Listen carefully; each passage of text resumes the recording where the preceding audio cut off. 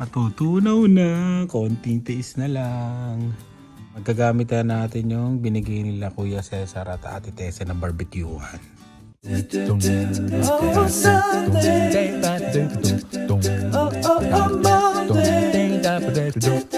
Oh, Monday.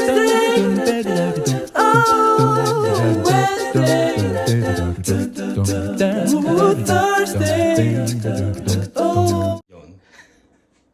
Solo na naman tayo. Naglilinis tayo ng bahay. Tapos sinayos ko yung mga dokumento. Ayun. Hingal ako ng konti kasi papakita ko sa inyo. Kumuha ako ng mga tangkay-tangkay doon eh. Hinalungkat ko ng hinalungkat. Ang bibigat to nandun. Ang bibigat. Ayun. Kaya medyo napagod tayo ng konti. Kaya ako kumuha ng mga ganon, mga tangkay doon dahil dito. Nilagay ko siya dito, yan o, di ba? Para maging parang siya, natural. Nakapanood kasi ako sa YouTube, gandang tignan eh.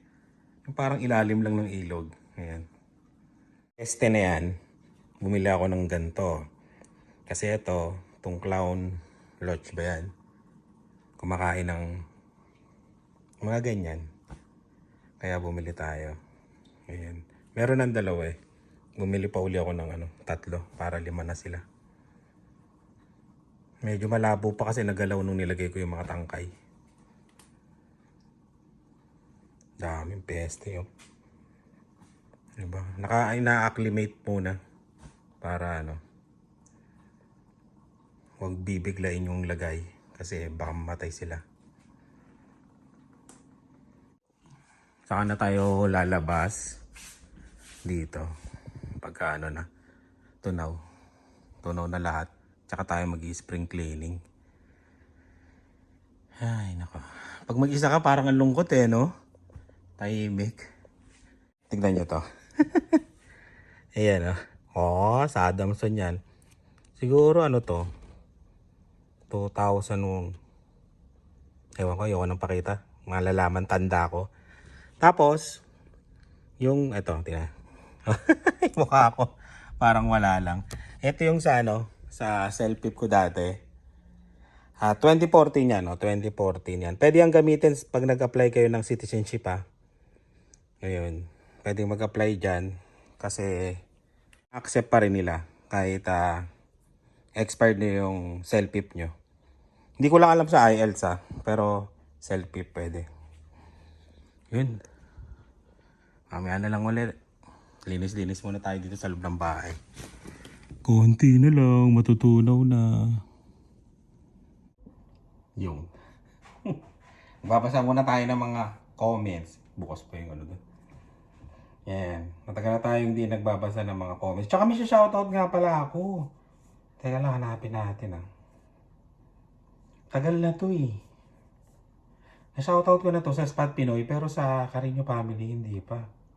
Yung mga na-meet namin sa sa Cornwall.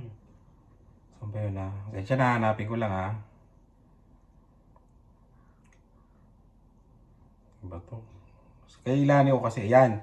Si Diana and Alvin Beltran, tapos si Merlina Beltran. Si Nanay Mumay, yun. Shoutout sa inyo, lagi silang nanonood sa Spot Pinoy. At Carino Family, yan. Ay, sa Carino Family lang pala. Yun, shoutout sa inyo yun. Kay Nanay Mumay. Basta tayo ng mga comment. Konti lang. Kasi medyo mahaba na itong vlog na to. Baka antukin na kayo. Ay. Teka lang Tapos yung iba, sa susunod na lang. Doon sa grabe ito, trade na ang RAV4. Ayan. Basahin lang natin yung mga newest code. Newest ba? O, yung mga luma. Tapos pataas tayo Pero hindi ko mababasa lahat to. Ayun, ang una nating comment si Susan Moreno. Grabe, inabot ka ng spring bago ka nag-upload ng vlog mo, Mark. Sarap ng takbo ng car na yan. Pang long drive. Bili na Mark yun. Lagay ko na lang din dito. Ayun, Ano ba? Bago ka matagal tayong hindi nakapag-upload. Sabi ko nga nung nag-live kami kahapon ng Spot Pinoy. Sabi ko parang nagaya ko kay Rice, nagaya ko na hindi nakapag-upload ng yung tuloy-tuloy. 5 days yata yun na tuloy-tuloy o 4 days yun. Kaya sisikapin natin uling mag-upload ng tuloy-tuloy. Yan. Rolly Chanko, masisira plano mo niyan. Mas okay nga plano mo na tapusin ang bayaran ng RAV4 pagtapos nakuha ka na ng another car. Yung na yon, yung ano ba to? Tinest drive namin na na Land Cruiser. Yun? Hindi ko talaga namin sa hinagap din namin kukunin yun. Kaya lang siya, grabe to trade ng RAV4, di ba? Para grabe talaga, i-trade na kung gusto. Pero hindi namin gusto. Wala naman kami sinabing gusto. Gusto ko pero hindi kaya ng budget at hindi talaga sasapat. Talagang maraming mako-compromise na gawain o na plano pag yun ang kinuha namin. Tsaka hindi ko pwedeng pang Uber yun, Land Cruiser. Basta tandaan nyo, ang focus ko kasi, bumili ng sasakyan na pang Uber. Wala nang iba. Pang Uber lang talaga yun. Tapos, isa pa na sa kino-consider namin yung pwede siya pang long drive. Pero pwede na rin na kahit hindi pang long drive, kahit maliit lang muna. Kasi para kay Lani tsaka kay Lian eh. Pwede rin kami kumuha ng mas maliit, tapos yung RAV4 ulit sa akin. Yun. Ano pa ba? Yung harap ng Land Cruiser, kamukha ng harap ng Toyota Tamaro sa Pinas 2025. Ganun ba? Tapos, Eric Adams. Kuya Mark, dream and illusion ko rin yung Land Cruiser. But 4-seater lang, kawawa ang nasa gitna. Lilipad van. Lilipad van. Ang fit for the family, consider the capacity. Thanks, tama. Oo. Tama ka dyan, Eric yun. Tapos si Laling Bala Dolid. Wow, Land Cruiser. Nice. Ganda. Maganda talaga. Ayan. Ate Cres, parang na-encourage na rin ako yung mag-switch sa Toyota na RAV4 XLE Mark, Lani. 1 year to go for my Nissan Kicks yun. Ang mapapayo ko lang, kung anong gusto mo, Ate Cres. Sa sayo yan. Shoutout sa Ate Cres ha. Ayan, sana pag nakapunta kami ng Hawaii, naging citizen kami. Canadian citizen, madalo namin ng Hawaii. Yan. Erickson Cordero, buy na. Kailani na lang yung RAV4. Yun, pwede yun. Pero hindi Land Cruiser. Babay talaga kami. Etibak, Mark, okay ang Land Cruiser. Huwag kang kukuha ng Land Cruiser. Cruiser. Ayan. Martin Al, bagay sa'yo pre. Salamat pre. Jack Solomon, yes, my vlog. Sisikapin na natin uli mag-vlog ng tuloy-tuloy.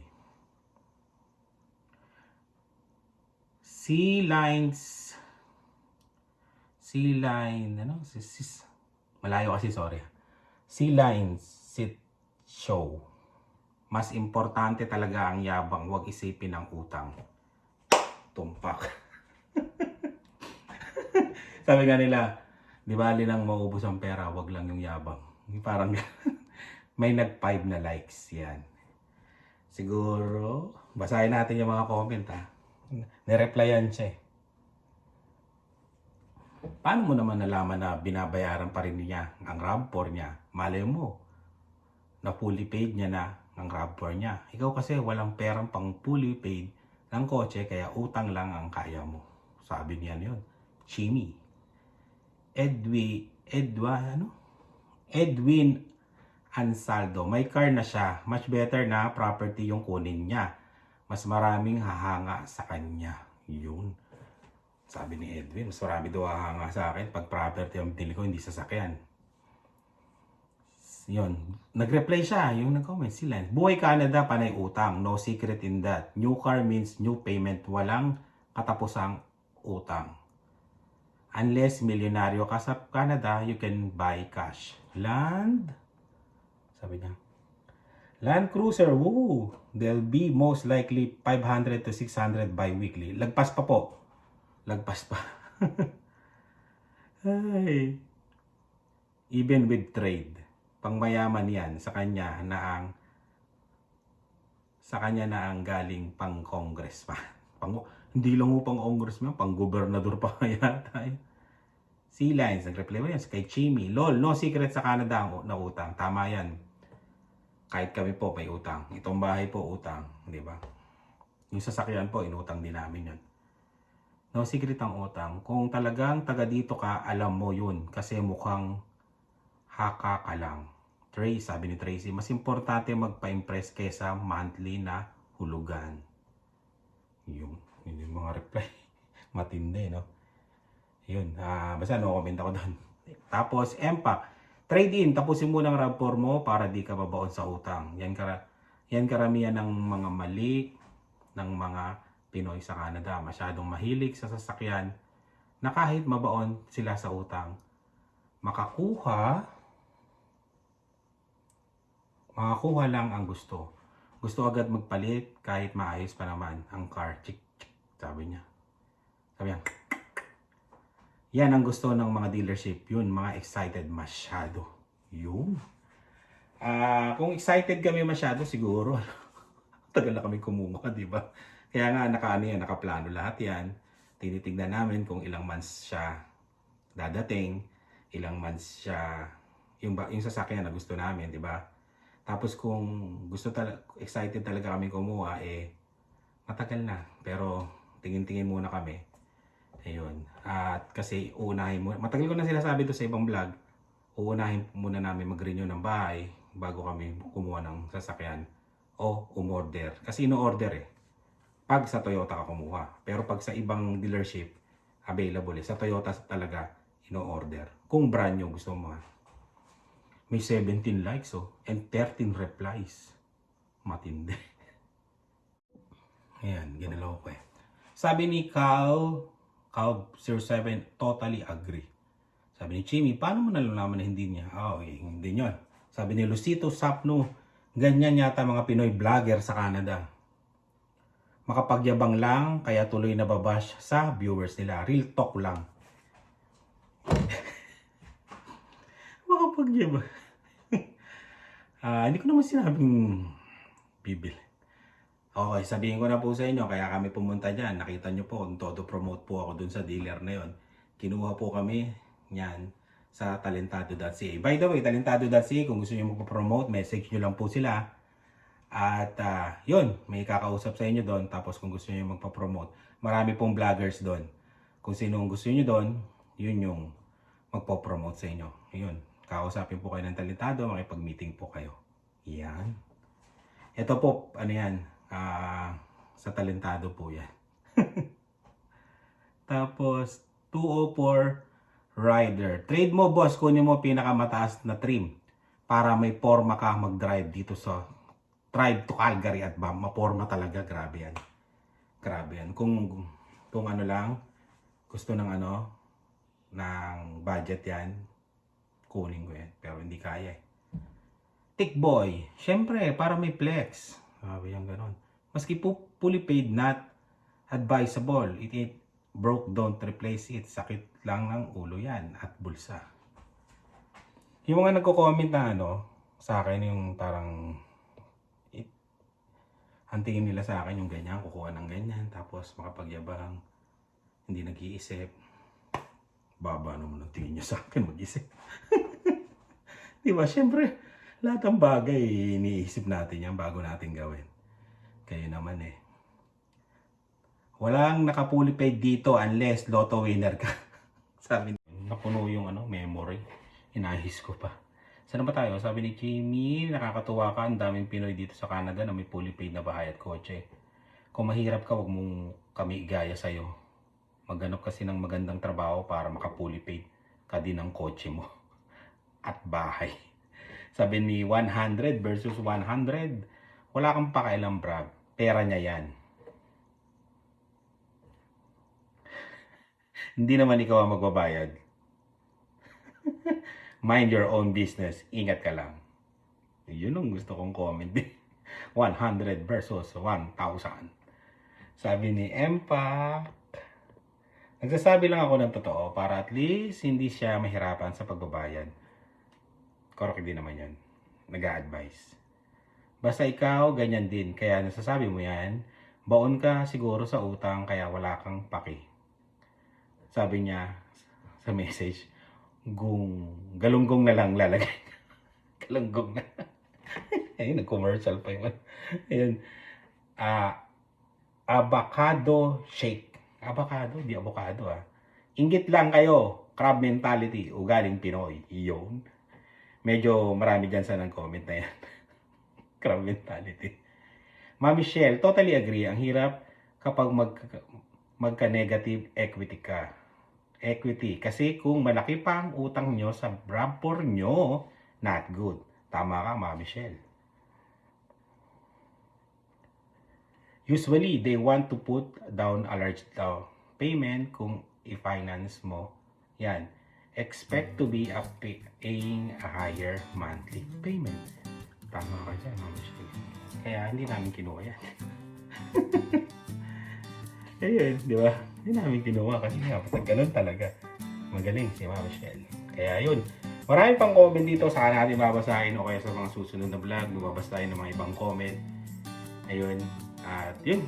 Yung kanina, baka sabihin nyo naman, hinihingal naman ako to. Okay po ako, okay ang katawan ko.